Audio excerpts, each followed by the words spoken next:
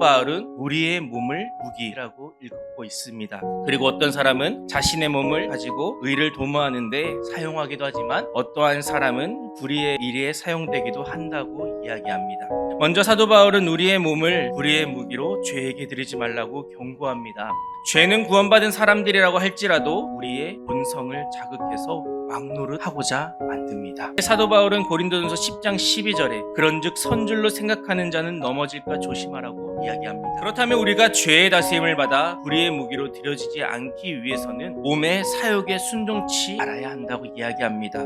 갈라디아서 5장 19절에서 21절에 보면 육체의 일은 분명하니 곧 음행과 더러움과 호색과 우상숭배와 주술과 원수 맺는 것과 분쟁과 시기와 분냄과 당짓는 것과 분열함과 이담과 투기와 술취함과 방탕함과 또 그와 같은 것들이라고 이야기합니다. 그래서 사도 바울은 이러한 몸의 악한 사욕, 욕심에 순종하지 말라고 이야기합니다.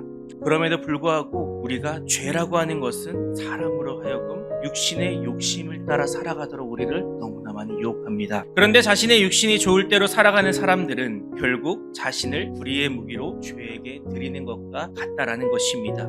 하나님은 우리의 몸을 하나님의 의의 무기로 드리고 사용하기를 원하십니다. 하나님께 의의 무기로 사용되기 위해서는 죄에 대해서 우리는 죽은 자가 되어야 합니다. 11절에 너희도 너희 자신을 죄에 대하여 죽은 자요 그리스도 예수 안에서 하나님을 대하여 산 자로 여길지니라고 이야기하고 있습니다. 죽은 사람이 귀에 대고 아무리 무엇을 하라 명령을 한다고 해서 그것에 반응하지 않습니다. 그리스도인들은 죄 짓는 일에 대해서 죽은 자처럼 반응하지 말고 하나님께서 하시고자 하시는 일에만 민감하게 반응해야 한다는 것입니다. 또한 하나님의 사용하시는 의의 무기로 드려지기 위해서는 하나님의 은혜 가운데 우리는 머물러야 한다는 것입니다. 14절에 죄가 너희를 주장하지 못하리니 이는 너희가 법 아래 있지 아니하고 은혜 아래에 있음이라고. 율법은 사람으로 하여금 하나님께 초점을 맞추는 것이 아니라 사람에게 초점을 맞추게 합니다. 그런데 은혜 가운데 있는 사람은 그 반대입니다. 내 자신이 비록 죄인이라 할지라도 하나님의 은혜, 예수 그리스도로 인해서 구원받았음을 선포하며 살아가는 것이 그리스도인이라는 것입니다. 하나님의 은혜를 붙잡고 살아갈 때 하나님께서 쓰시는 의의 무기로 살아갈 수 있다는 것입니다.